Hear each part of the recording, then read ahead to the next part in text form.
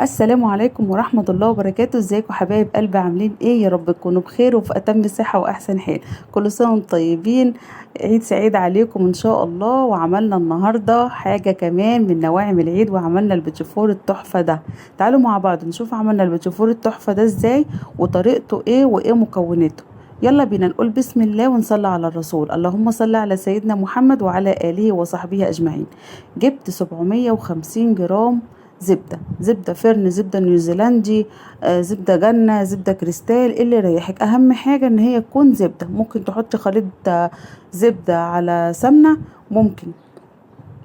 في ناس جربتها وقالت ان هي كويسة. 750 جرام زبدة، حطيت عليهم كوباية ونص سكر بودر. بص حبايب قلبي، انا هبدأ هنا اهوت اضرب الزبدة بتاعتي كويس جدا جدا جدا لحد لما تديني قوام كريمي ولونها يفتحها خالص زي الكريم شانتيه بالظبط. في المرحلة دي هبدأ انزل بقى هنا بكوباية ونص سكر بالشكل ده. 750 جرام سكر، 750 جرام زبدة، يعني كيلو الا ربع زبدة، حطيت عليهم كوباية ونص سكر. سعة الكوباية دي 200 ملي، يعني بقيمة 300 جرام سكر. ما تكتريش السكر علشان خاطر ما يفرش منك في الفرن. وكمان احنا لسه هنلزقه بشوكولاتة وبمربى، فعشان كمان ما يبقاش مسكر قوي، يبقى 300 جرام سكر عشان الكوباية اللي عندي دي 200 ملي. 300 جرام سكر، 750 جرام زبدة. هنبدأ بقى نضرب السكر مع الزبدة كويس جدا جدا. بص اضربي على قد ما تقدري، اضربي شوية وريحي شوية عشان خاطر المضرب بتاعك ما يسخنش منك. اضربي شوية وريحي شوية، اضربي شوية وريحي شوية، زي ما انا بعمل كده، لحد لما يديك النتيجة اللي انت عاوزاها واللي هتشوفوها دلوقتي في الفيديو. عايزة اقول لكم حبايب قلبي، الطريقة دي انا معتمداها بقالي كتير قوي، وما بعملش ما بنفذش اي طريقة تانية. الطريقة دي كويسة جدا. جربيها وان شاء الله النتيجة بتاعتها هتعجبك. في المرحلة دي ببدأ كل مرحلة كده ببدأ اقلب شوية كده الزبدة، وبعين اللي في الجناب عشان السكر يتضرب كويس، وبرجع اضرب تاني علشان خاطر ما يبقاش فيه سكر في الزبدة بتاعتي. ولما اجي انزل بالبيض يقوم البيض يخرز مني في الزبدة. لا، اضربي كويس جدا على قد ما تقدري لحد لما تنعمي الزبدة بتاعتك وتخليها قوام كريمي فاتح زي اللي في الفيديو ده. معايا هنا بيض، 4 بيضات، وعليهم كمان ازازة فانيليا، ازازة فانيليا صغيرة او كيسين فانيليا. لو عندك فانيليا سايلة حطي معلقة صغيرة فانيليا. دي فانيليا بودر صغيرة، ازازة صغيرة. معايا هنا ال4 بيضات، ببدأ انزل ببيضة بيضة. ما تحطيش البيض كله معاكي علشان الزبدة ما تخرجش منك وتديكي نتيجة مش كويسة وتخلي البيتيفور بتاعك يفرش منك في الفرن. لا، انزلي ببيضة بيضة. دول 4 بيضات هنزل بيهم كده بيضة بيضة بالشكل ده. بصوا اللون الابيض اللي في البيض دوت، دي ازازة الفانيليا. انا نزلت بازازة فانيليا صغيرة بقيمة معلقة صغيرة فانيليا. ممكن تحطي معلقة صغيرة فانيليا سايلة، او تحطي على كل بيضة كيس فانيليا اللي هي البودر الصغيرة، الكيس اللي هو الصغير. اول ما البيضة تختفي بنزل بواحدة تانية، وهكذا لحد لما بخلص ال4 بيضات. في طريقة تانية، ممكن تحطي بيضتين كاملين وتحطي صفار بيضتين، بتبقى دي هايلة جدا. بس انا بقى ايه، وانا بحضر الحاجة كسرت البيض كله على بعضه، فما عرفتش افصل دوت. وفي نفس الوقت طلع جميل جدا جدا جدا. الصفار على فكرة بينعم البيتيفورية ويخليها ناعمة. فبقول لكم الطريقة كانت تحفة، وانا كل مرة بعمل كده، بس المرة دي نزلت بال4 بيضات كلهم. معايا بقى كيلو دقيق نزلت بيه، وبقيت شوية كده منه علشان ما نزلش بكمية الدقيق والعجينة تطلع بتاعتي متماسكة. لا، نزلت بيه، وبعد كده لما احتجت دقيق تاني حطيت. كل ما بقيت محتاجة دقيق حطيت، وبقلب يا حبايب قلبي مش بعجن. ممكن تعجني بالسباتشيلا، بس انا فضلت ايدي علشان اعرف برضو قيمة العجينة في ايدي. كل ما بتحتاج دقيق بحط لها شوية شوية لحد ما بقت كويسة ولينة. فصلتها نصين قبل التشكيل، فصلتها نصين، نص بالفانيليا، وحطيت هنا قيمة معلقتين كاكاو خام. هبدأ اقلب كده الكاكاو في العجينة علشان هنعمل نص شوكولاتة ونص فانيليا. هنقلب كده كويس جدا لحد لما كل الخليط يختلط ببعضه والكاكاو يختلط بالعجينة وتديني اللون اللي هو الشوكولاتة اللي كلنا عارفينه ده. جبت بقى القمع بتاعي بالشكل ده كده وحطيت فيه البلبلة دي، شايفين؟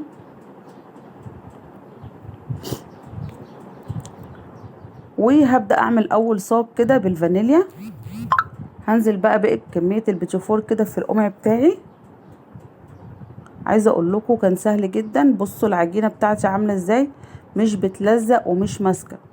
هي دي عجينه الكيس يا حبايب قلبي. لو بتلزق عن كده البوتيفور بتاعك هيفرش منك في الفرن.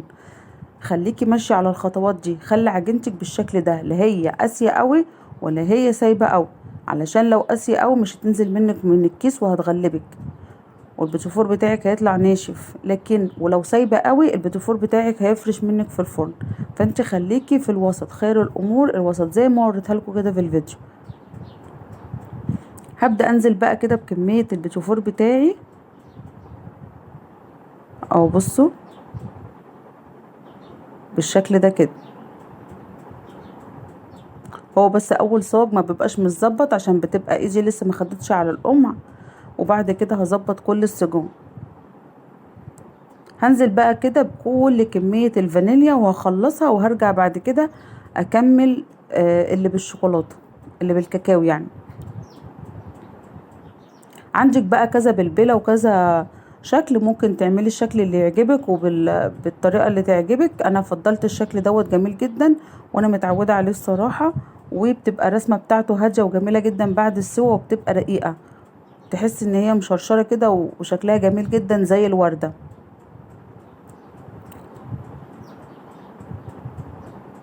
بصوا العجينة بتنزل ازاي من القمع بكل سهولة علشان العجينة بتاعتي مظبوطة، وهنشوفها دلوقتي برضو في التسوية هتدينا نتيجة هايلة وجميلة جدا.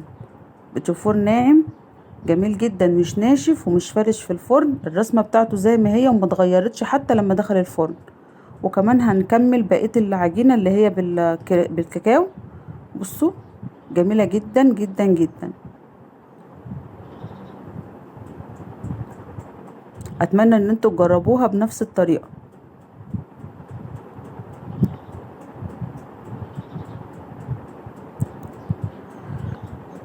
بصوا بالشكل ده كده. انا بقى هكمل بقية السجان بالفانيليا وبالشوكولاتة، وبعد كده هكون مسخنة الفرن على درجة حرارة 200، وبعد كده ههدي الفرن على درجة حرارة 160 او 170 اللي يوصلك للنتيجة بتاعتك على حسب فرنك.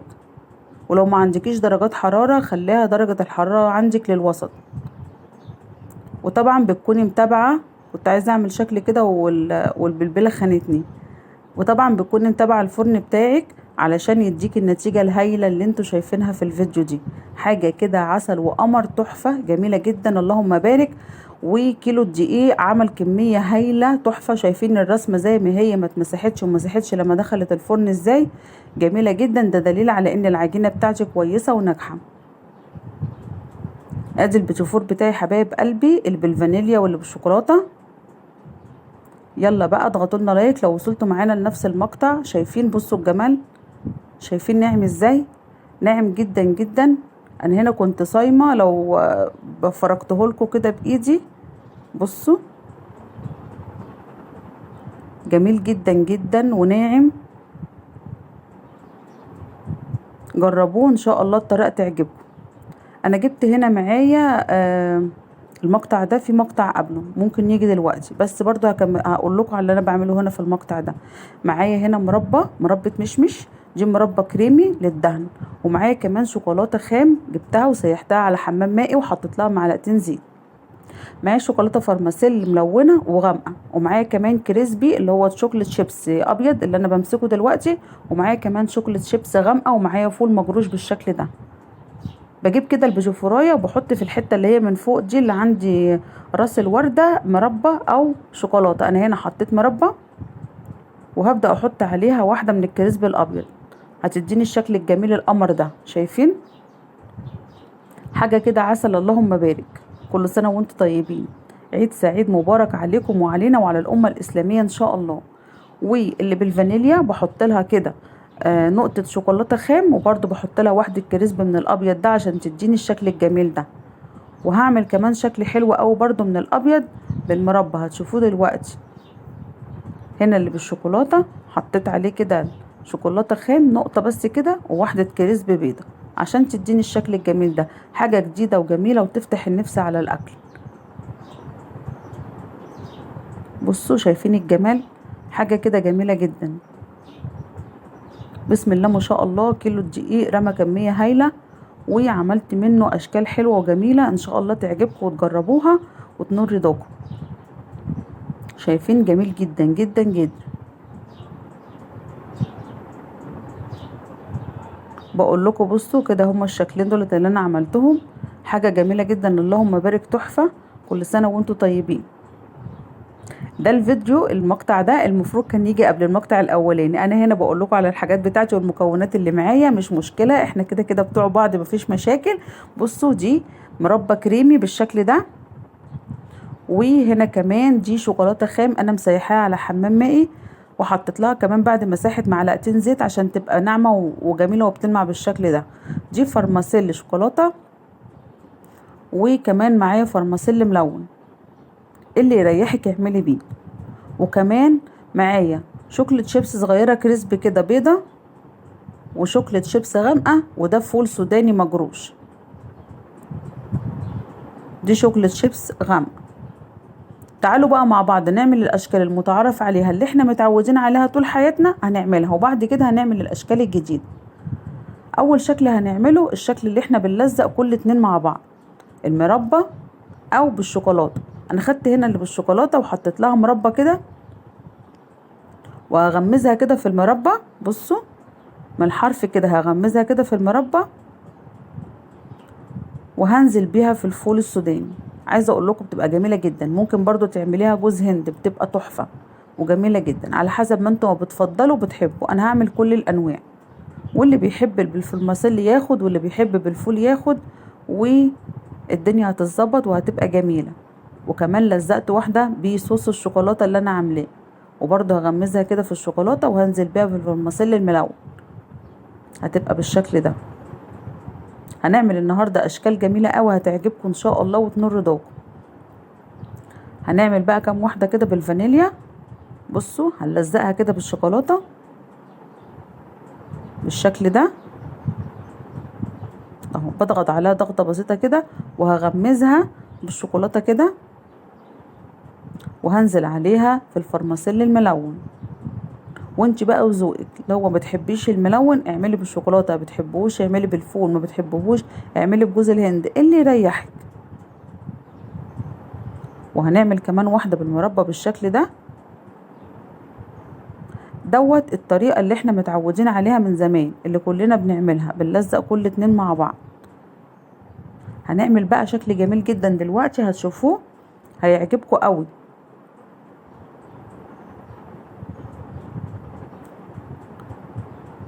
الشكل ده اللي هو شكل الوردة. بصوا انا هنا خلصته، عملت كمية كده الشكل التقليدي اللي احنا متعودين عليه وبنشوفه على طول. اول ما نشوفه نعرف ان ده بيتي فور، اللي هو كل اتنين متلزقين مع بعض ومتزينين بالشكل ده.